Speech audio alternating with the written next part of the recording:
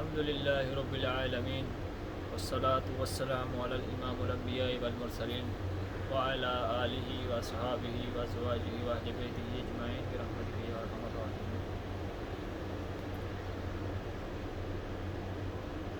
روزے کے بارے میں کچھ روایت ہیں، وہ بیان کرنے کی انشاءاللہ حاصل کروں گا۔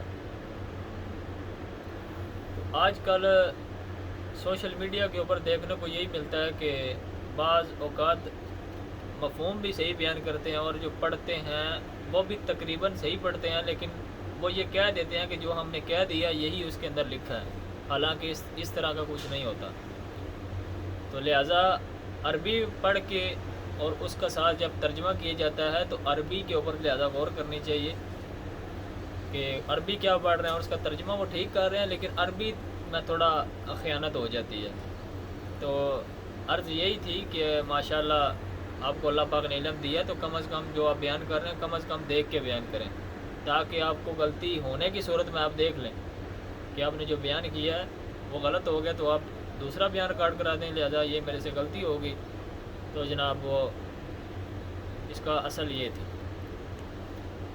تو بسم اللہ الرحمن الرحیم۔ اس حدیث پاک کے راوی جو ہیں وہ حضرت ابو ہریرہ رضی اللہ تعالیٰ عنہ ہیں کہ نبی کریم صلی اللہ تعالیٰ علیہ وسلم نے فرمایا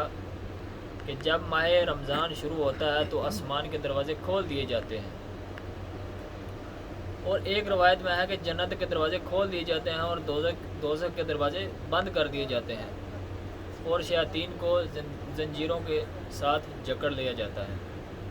اور ایک روایت میں ہے کہ رحمت کے دروازے کھول دیے جاتے ہیں۔ اور اسی حدیث کے تحت شیخ عبدالحق محدث دہلوی رحمۃ اللہ تعالی علیہ فرماتے ہیں،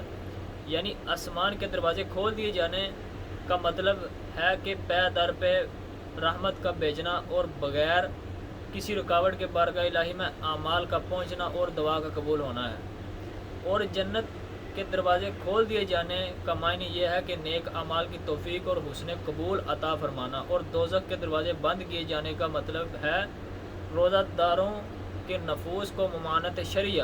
کی آلودگی سے پاک کرنا اور گناہوں پر ابھارنے والی چیزوں سے نجات پانا،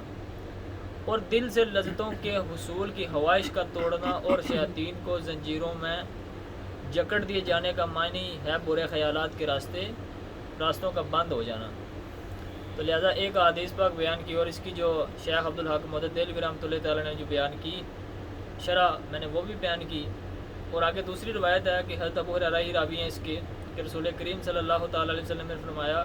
کہ جو شخص ایمان کے ساتھ ثواب کی امید سے روزہ رکھے تو اس کے اگلے گناہ بخش دیے جائیں گے، اور جو ایمان کے ساتھ ثواب کی نیت سے رمضان کی راتوں میں قیام یعنی عبادت کرے گا تو اس کے اگلے گناہ بخش دیے جائیں گے، اور جو ایمان کے ساتھ ثواب حاصل کرنے کی غرض سے شب قدر میں قیام کرے گا اس کے اگلے گناہ بخش دیے جائیں گے۔ سبحان اللہ۔ یہ روایت بخاری و مسلم دونوں میں موجود ہے۔ اور تیسری روایت ہے، یہ بھی حضرت ابو ہریرہ رضی اللہ تعالیٰ عنہ سے کہ حضور کریم صلی اللہ تعالیٰ علیہ وسلم نے فرمایا کہ ماہ رمضان کی پہلی رات ہوتی ہے تو شیاطین اور سرکش جن قید کر لیے جاتے ہیں اور جہنم کے دروازے بند کر دیے جاتے ہیں، پھر رمضان بھر ان میں سے کوئی دروازہ کھولا نہیں جاتا اور جنت کے دروازے کھول دیے جاتے ہیں، تو ان میں سے کوئی دروازہ بند نہیں کیا جاتا، اور منادی پکارتا ہے اے خیر طلب کرنے والے متوجہ ہو، اور اے برائی کا ارادہ رکھنے والے برائی سے باز رہ، اور اللہ بہت سے لوگوں کو دوزخ سے آزاد کرتا ہے، اور ہر رات ایسا ہوتا ہے۔ یہ روایت ترمذی اور ابن ماجہ شریف کی ہے۔ اور چوتھی روایت ہے، یہ بھی حضرت ابو ہریرہ رضی اللہ تعالیٰ عنہ سے ہے کہ رسول کریم صلی اللہ تعالیٰ علیہ وسلم نے فرمایا کہ رمضان آیا یہ برکت کا مہینہ ہے، اللہ تعالیٰ نے اس کے روزے تم پر فرض کیے ہیں، اس میں آسمان کے دروازے کھول دیے جاتے ہیں اور دوزخ کے دروازے بند کر دیے جاتے ہیں، اور سرکش شیاطین کو توق پہنائے جاتے ہیں، اور اس میں ایک رات ایسی ہے جو 1000 مہینوں سے افضل ہے، اور اس کی برکتوں سے محروم رہا وہ بے شک محروم رہا۔ تو لہٰذا جو ہمیں عبادت الہی جو ہے وہ خلوص دل سے کرنی چاہیے تاکہ ہمیں اس کا اجر ملے۔ تو بعض لوگوں کو دکھانے کے لیے عبادت کرتے ہیں جس کے اندر ریاکاری آ جاتی ہے تو وہ لہٰذا اعمال برباد ہونے کا سبب بنتا ہے۔ تو جو بھی نیکی بھی کی جائے، اور صدقے کے بارے میں بھی یہی حکم ہے کہ آپ نے اگر صدقہ و خیرات کیا تو آپ اگر ریاکاری کر کے دے رہے ہیں، یعنی اپنے آپ کو بڑا سخی دکھانا چاہتے ہیں، تو وہ لہٰذا اعمال جو ہے اس کا کچھ فائدہ نہیں ہوتا۔ تو اگر آپ نے اللہ پاک کی رضا کے لیے کسی کو کھانا کھلایا، پانی پلایا، یا کسی کی ویسے مدد کی، یا کسی کو مدرسے میں کچھ تعاون کیا، یا کسی طالب علم کو کچھ دیا، تو لہٰذا اللہ پاک کی رضا کے لیے دیا، تو اس کا اجر دنیا میں بھی ملے گا اور آخرت میں اس کا احسن اجر ملے گا۔ تو روزے کے بارے میں بھی یہی ہے کہ روزہ جو ہے وہ مومن اور اللہ پاک کے درمیان ایک راز ہوتا ہے، کیونکہ روزے میں بندے کو بعض ایسے وقت، ایسے ٹائم ملتے ہیں کہ جہاں بندہ اگر خیانت کرنا چاہے تو کر سکتے ہیں، غسل کے مقام پہ ادھر دوسرا تو آدمی کوئی نہیں دیکھ سکتا، لیکن اس کا اتنا ایمان ہوتا ہے کہ اللہ پاک تو دیکھ رہا ہے، کیونکہ جب ہم اللہ پاک کی رضا کے لیے کوئی کام کرتے ہیں تو ہمیں اس کا اجر احسن ملتا ہے، کیونکہ اس کے اندر ہم خلوص دل سے صرف اللہ پاک سے ثواب کی نیت سے یعنی کام کرتے ہیں کہ اللہ پاک ہمیں اس کا بہترین اجر عطا فرمائے، دنیا میں بھی اور آخرت میں بھی۔ کیونکہ مومن کی جو کامیابی وہ یہی ہے کہ آخرت میں جو ہے اس کے ساتھ اچھا سلوک کیا جائے۔ دنیا میں ویسے بھی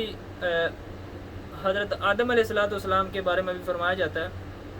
کہ آپ کا جب خمیر تیار کیا گیا تو اس کے اوپر غم کی بارش جو ہے وہ 39 دن تک برسائی گئی، اور ایک دن خوشی کی بارش برسائی گئی۔ تو لہٰذا اس لیے ہماری زندگی میں جگہ جگہ پہ تھوڑی دیر بعد، تھوڑے موقع بعد پریشانیاں آتی ہیں، تو لہٰذا یہی مومن کا جو ہے یہ امتحان ہوتا ہے۔ تو ایک بڑی طویل حدیث ہے، بخاری شریف کی ہے، تو اس میں بھی یہی بیان کیا گیا، تو مفہوم بیان کر دیتا ہوں۔ بہت طویل حدیث ہے کہ اللہ پاک امتحان جب لیتا ہے تو پھر پہلے عطا فرماتا ہے، یا لے کے آزماتا ہے یا دے کے آزماتا ہے۔ تو کچھ کو دے کے آزماتا ہے، کچھ سے لے کے آزماتا ہے۔ تو ان کے بارے میں بھی روایات موجود ہیں کہ اگر کوئی بندہ اللہ پاک کی جب اس کے اوپر کوئی آزمائش آ جاتی ہے تو اللہ پاک کا شکر ادا کرتا ہے تو اللہ پاک اس کو بہترین اجر عطا فرماتا ہے۔ اسی طرح میت کے حوالے سے بھی ہے کہ جب کوئی بندہ کسی کا عزیز فوت ہو جاتا ہے تو اس کے جو اقرباء ہیں، جو اس کے قریبی ہیں، تو اگر وہ اس کے یعنی وہ اس کے دنیا سے چلے جانے کے اوپر نوحہ، بین وغیرہ یا کچھ اس طرح اللہ پاک کے اوپر معاذ اللہ گلے شکوے نہیں کرتے،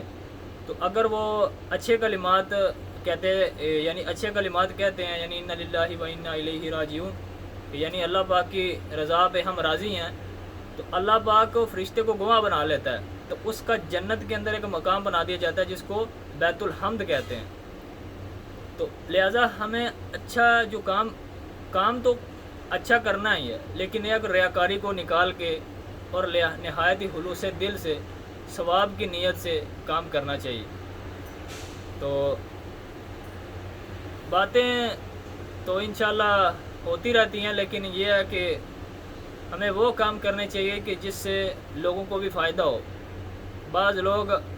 یہ کہتے ہیں کہ ہم تو بڑے نیک ہیں، بڑے پرہیزگار ہیں، جناب ہمارے جو لیول کا بندہ ہی کوئی نہیں ہے۔ تو لہٰذا کہ آنکھ کے بارے میں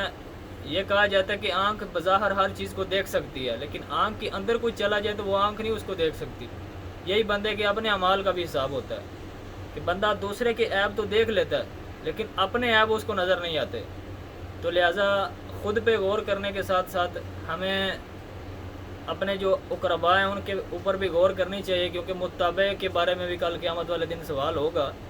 کہ جو جس کے تابع ہے، اس کے جو تابع ہیں اس کے بارے میں بھی سوال ہوگا کہ آپ نے ان کو کیوں نہیں، یعنی ان کی تعلیم تربیت کیوں نہیں فرمائی۔ ٹھیک ہے، تو انشاءاللہ العزیز اللہ پاک ہمیں خلوص دل سے نیکی کرنے کی توفیق اور جمیل عطا فرمائے، اور رمضان کے روزے رکھنے اور ان کو مکمل طور پہ خلوص دل سے مکمل کرنے کی توفیق اور جمیل عطا فرمائے۔ وآخر دعوانا الحمدللہ۔